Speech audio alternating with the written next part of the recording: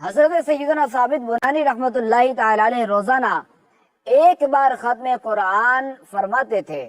آپ رحمت اللہ تعالی علیہ ہمیشہ دن کو روزہ رکھتے اور ساری رات قیام فرماتے، یعنی عبادت فرماتے۔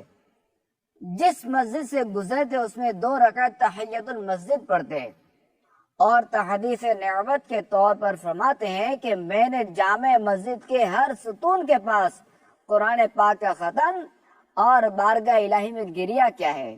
نماز اور تلاوت قرآن کے ساتھ آپ رحمت اللہ تعالی علیہ کو خصوصی محبت تھی۔ آپ رحمت اللہ تعالی علیہ پر ایسا کرم ہوا کہ رشک آتا ہے۔ چنانچہ انتقال کے بعد دوران تدفین اچانک ایک اینٹ سرک کر اندر چلی گئی۔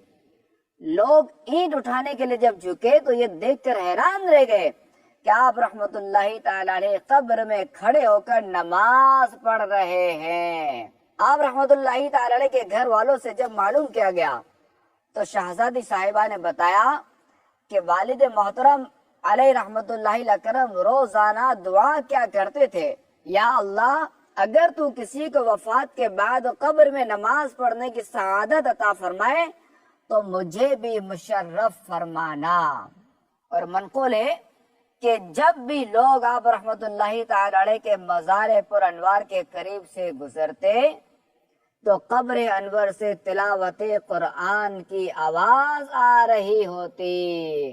سبحان اللہ۔ حضرت عبداللہ بن مسعود رضی اللہ تعالی عنہ فرماتے ہیں، تم میں سے کوئی شخص اپنے آپ سے قرآن کریم کے متعلق ہی پوچھے، اگر وہ قرآن سے محبت کرتا اور اسے پسند کرتا ہے تو وہ اللہ اور اس کے رسول سے محبت کرتا ہے، اور اگر قرآن سے محبت نہیں کرتا تو وہ اللہ اور اس کے رسول سے محبت نہیں کرتا۔ اللہ کی کتاب قرآن مجید، آسمانی کتاب، قرآن مجید، پیاری پیاری ہے کتاب، قرآن مجید، سب سے آخری کتاب، قرآن مجید، بابرکت کتاب، قرآن